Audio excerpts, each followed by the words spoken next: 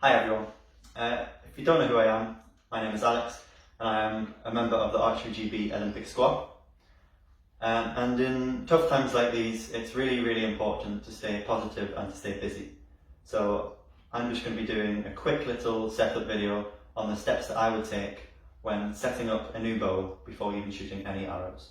The first step I would take when setting up a new bow would be to make sure that my poundage, my bracing height and my tiller was about where I want them. So at the moment, I've set up my bow to 49 pounds, my bracing height is at 23 centimetres and my tiller has a positive tiller of 3 millimetres, which means that my top tiller is 3 millimetres longer than my bottom tiller. The second step that I would take when setting up a new bow would be to align the limbs together. To do this, you might have to read up on your riser and how to adjust that one specifically. Although they are quite simple to adjust, it can be a very fiddly process. To check my limbs are aligned, I will look down the back of the bow and line the string up with the 2 limb bolts on the back of the bow. This can also be done with tools called biter blocks, which you just slip onto the limbs and line the string up with the centre of them. The third step that I would take when setting up a new bow would be to align the long rod with the bow. This means when looking down the back of the bow at fully aligned limbs, the string will also sit in the middle of the long rod. This is important because when you execute a shot, you want the bow to plunge forward as straight as possible.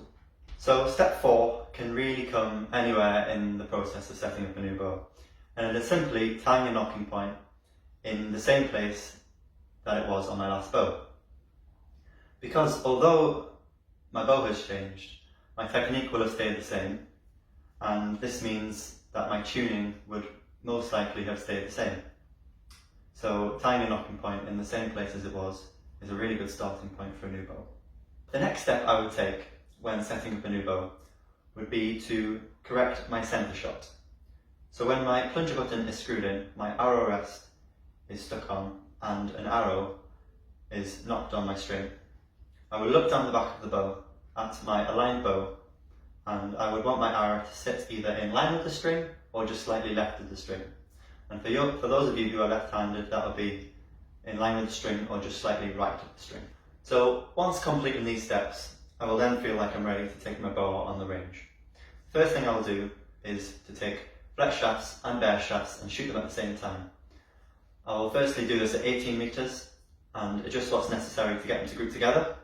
I will then go to 30 metres and do the same, and then I would feel like I'm ready to start shooting at the 70 metre distance.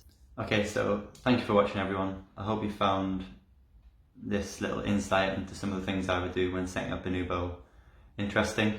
Please remember to stay safe, stay at home, follow all of the guidelines, don't leave home for any non-essential reasons, and keep those hands washed. And I hope to see you in the middle of nowhere on a field shooting sometime soon.